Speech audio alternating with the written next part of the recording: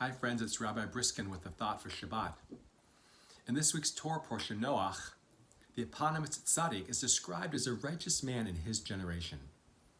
Now Noah lived in a time of great tumult. All of the humans of that time were depraved, and the world was corrupt and violent.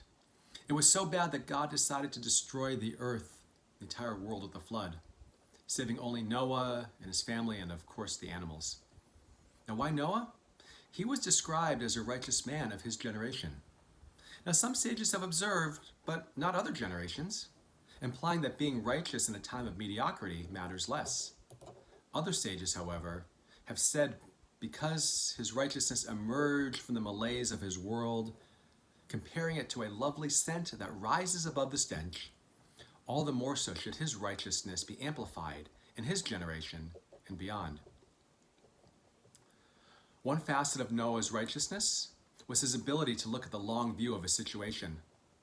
While the words of Torah are sparse, the Midrash describes the long process that led to the flood. It wasn't like God said to Noah, "Build an ark," and Noah completed the task the following day. Midrash teaches that God had been warning Noah's generation for 120 years, hoping that they would repent and change their ways. And they did not. And once God told Noah to build an ark, Noah first planted the trees, the cedar trees. He cultivated them until they grew large enough to use for the ark. He cut them down and fashioned the wood into planks and built the ark. And this process took decades. Meanwhile, whenever he was asked what he was doing from planting to building, and he told the people, he was first ignored, then mocked and ridiculed. The people even tried to attack Noah. In the end, despite the warnings, the wicked people of his generation never changed their ways. They perished in the flood while Noah, a righteous man at tzaddik, and his family survived. Noah always had the well-being of the people in mind. Throughout the long process of building the ark, he continually told them to repent and save themselves.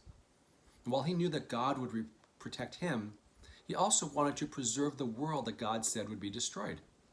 Not only did Noah act with justice, but also compassion and love. I can only imagine what it must have been like for him to watch the waters rise and destroy everything beneath him. We too must take the long view. Yes, there is much corruption and violence in our world, but there's also so much compassion and love. When we do our part to bring forth kindness, decency, integrity, and more, our righteousness will rise above the tumult below and bring forth a kinder, gentler, safer world built on foundations of righteousness, love, and peace. So friends, may we be inspired by the righteous people of our generation, and may God rain down peace and hope on us all. Shabbat Shalom.